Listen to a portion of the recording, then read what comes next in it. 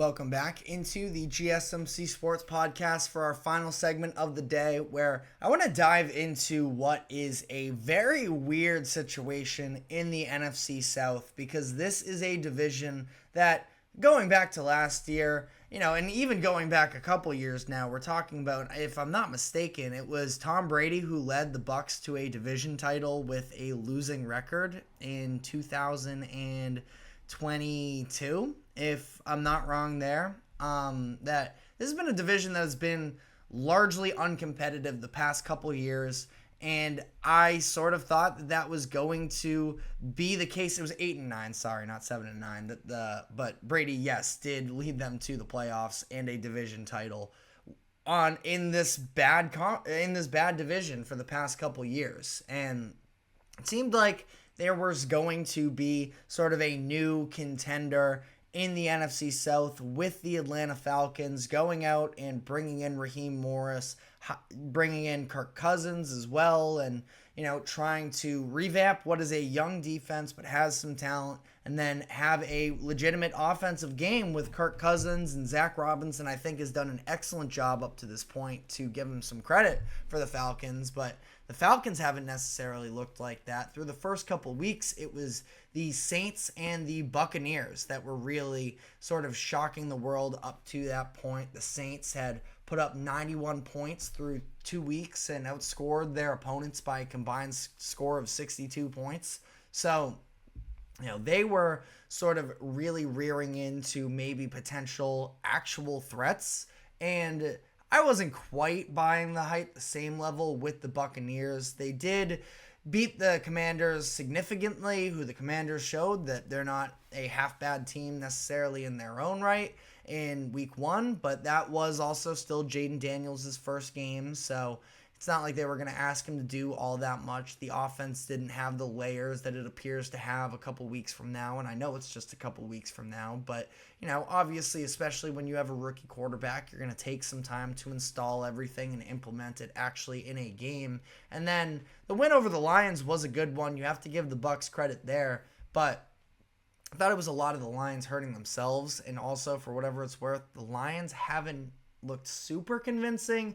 They're still one of the better teams, and I'm not trying to take away. That was a good win for the Buccaneers, but they weren't necessarily the seeming to be wagon like a lot of people were making it out to be, at least in my own opinion. And I think that ultimately we saw that these two teams we should have a little bit more realistic expectations for them. It was the Saints falling to the Philadelphia Eagles, and losing to the Eagles isn't necessarily a bad loss. It was a bad loss in the way that it went down, because they were dominated for what felt like the entire game. I can double check the stats here, but if you actually dive into total yards gained and everything, the Eagles were, marching up and down the field on the Saints. The issue is that Nick Sirianni can't seem to get out of his own way either, and some of the fourth down decisions there were just abysmal. But you do look at the total yardage. The Eagles had 460 yards.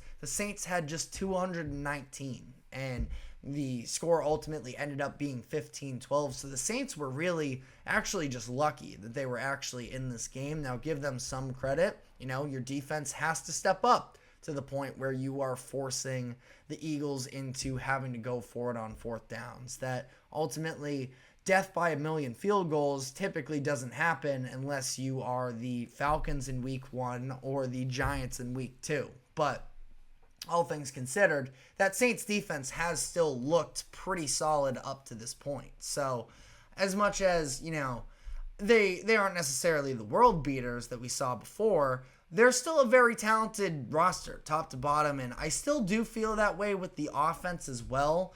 Now, the reality is that Derek Carr has his limits, and outside of Chris Olave, Rashid Shaheed is a burner downfield that can break the game, but he's not somebody who's going to be running intermediate routes on a regular basis and picking up, 10 or so yard catches on a consistent basis. That's what Chris Olave does, but this team is very much reliant on developing the run game. And that's because it's their strength, their offensive line, which did just suffer a pretty significant loss, I might add. Their center, Eric McCoy, is expected to be out 6 to 8 weeks, so that is definitely a tough loss that is worth mentioning in this conversation.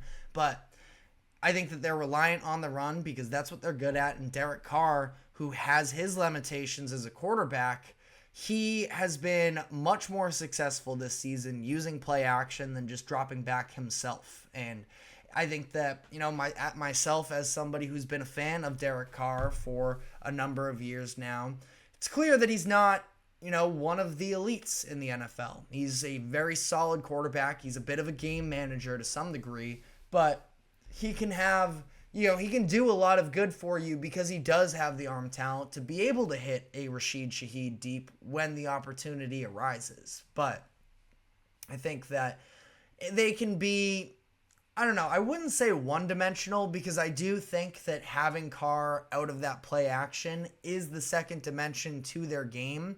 It's just that I don't think that they can necessarily score a lot of points when the run game is taken away from them, that first dimension sort of has a ripple effect on the rest of the team. And then for the Buccaneers, I don't even really know how to go about assessing their loss. I just watched that game again this morning, and I think that it is a couple things. Ultimately, that offense, as much as, Baker Mayfield, another one of these infectious players that's a lot of fun to watch, he also has his shortcomings, and I think that overall the offensive line had a pretty poor game in front of him against the Broncos. Like I just briefly talked about in the last segment, the Broncos front seven has been one of the more impressive and surprising units up to this point in the season, but they should not be getting home for 7 sacks. And especially when on the other end, the Buccaneers weren't able to ever get to Bo Nix, who's a rookie quarterback who should tend to be making mistakes, but instead they just sort of let him be comfortable, and he was able to, for the most part, pick apart Tampa Bay's defense and put together legitimate drives, even if it was, there was the 2 touchdown drives in the first half. Slowed down in the second half, but he still was able to get up and down the field pretty well and get them at least into field goal range, to the point where when you especially are the Buccaneers and you start to chase points, I don't think that that's necessarily a consistent winning recipe for them with Baker Mayfield. And I don't know what's been going on with Mike Evans these past couple weeks, but he's been, mostly a non-factor after what was a very impressive week 1 game. Not really sure if it's just opposing defenses figuring out that maybe they can sell out a little bit more there.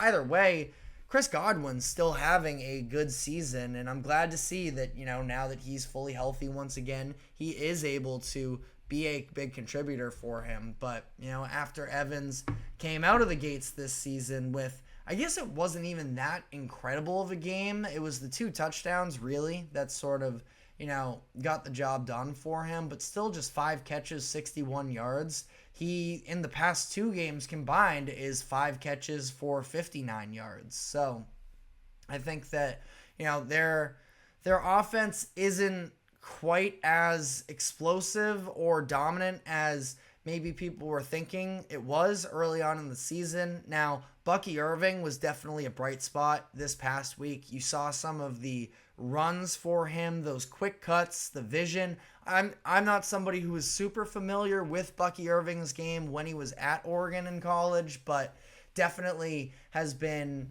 somebody who could be emerging as a weapon for them moving forward here. That I think that ultimately, and I talked about the Falcons a little bit, and I've talked about them a number of times. I think that they're limited once you put pressure on Kirk Cousins, or you sort of take away that run game, sort of a similar aspect to with the Saints. I just think that these are all, flawed offenses, and that they can be sluggish and inconsistent. When they get the looks that they're hoping for, they can be good for an occasional explosion of points. But that's kind of what the NFC South has been for these past couple years. especially last year, where you look at the Saints and the Buccaneers, who were, in instances where the Saints would look really good one week, they beat the Buccaneers late in the year, and then they have a stinker that they throw out there as well. And this is a division, and yes, I'll mention at least the Panthers. Panthers looked really good this past week against the Raiders. It is against the Raiders, I will add, and I think this is going to be a little bit of a short-term success. I don't see Andy Dalton going for 300 yards and 3 touchdowns a game for 15 games for the rest of the season, but they can be maybe a little bit more of a competitive out on a week-to-week basis. Point being, I have very little idea who's going to come out of this division. I had the Falcons. I sort of just rode with the public momentum. Maybe it was a little bit cowardly of me, but even still, I'm not sure who I really have all that much faith in. My gut would lean with the Saints at this point because I do feel like they have probably the most sustainable recipe for success, which is getting Alvin Kamara involved in different ways. One of my, favorite random stats in current NFL player-wise is the fact that Kamara has never had a season with 1,000 yards rushing, but he's also had over 1,100 scrimmage yards every season of his career up to this point. Even that's with missing some games here and there as well. So Kamara is extremely versatile. I think that it's establishing him and then letting the offense, develop from there. I am still a big believer in that defense, that they can be tough and can get stops for you. So that's kind of where I'm at now with them. But either way, this is kind of exactly the NFC South that we expected coming into the year. And it was a nice little Cinderella run at the beginning of the season to see guys like Baker and Derek Carr sort of set the world on fire for them.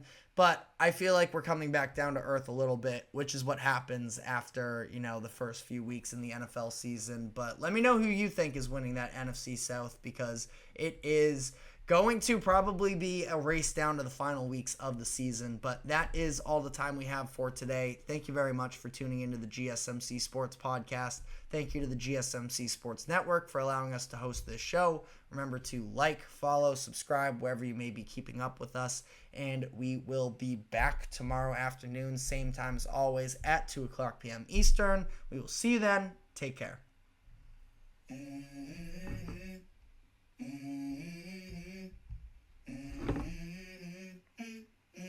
Let's go. I wake up to a little bit of drool on my pillow, feel like it's gonna be a bad day. Yeah, I'm tired of shit, and the coffee ain't hit yet. Damn, ain't that great.